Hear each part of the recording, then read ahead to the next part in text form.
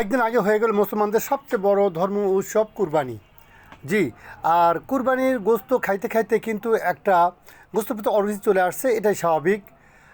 এই জন্যই কিন্তু আমাদের সবচেয়ে বড় শ্রেষ্ঠ অপশান এখন যে ভাজি ভর্তা আর মাছ।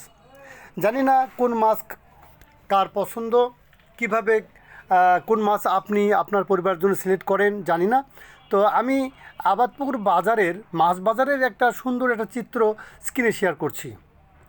হ্যাঁ, আমি দেখানোর চেষ্টা করছি মোটামুটি আবাদপুকুর যেসব মাছ ওঠে সেসব মাছগুলো রুই, কাতলা, এরকম তেলাপিয়া, এই যে পাবদা, এভাবে কিন্তু আপনার রুচিসম্মত সব মাছই আবাদপুকুরে পাবেন। এবং আবাদপুকুরে বাজার কিন্তু সকাল থেকেই শুরু হয়ে যায়, সকাল 7টা বা 7:30টার থেকে শুরু হয়ে যায়, গোটা দিন চলে এই ঈশার নামাজ পর্যন্ত। জি, আপনি আপনার মনের মতো মাছ ক্রয় করতে পারেন আবাদপুর বাজারে এসে। আমি শেয়ার করছি আবাদপুকুরের মাছ বাজারের কিছু একটা অংশ। হ্যাঁ, আমার ছোটো ভাইরা কিন্তু সে ছোটো থেকেই এই মাছের ব্যবসার সাথে জড়িত, খুব সততার সাথে ওনারা ব্যবসা করে থাকেন।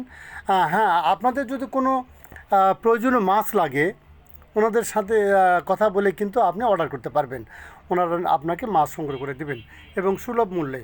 কোনো রকম ছলচাচুরি, লুকোচুরি বা ঠকানোর কোনো এখানে অবকাশ নেই।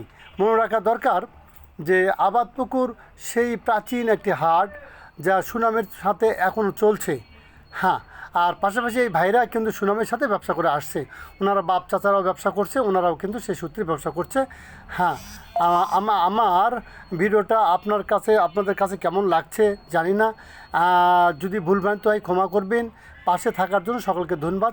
সালামু আলাইকুম।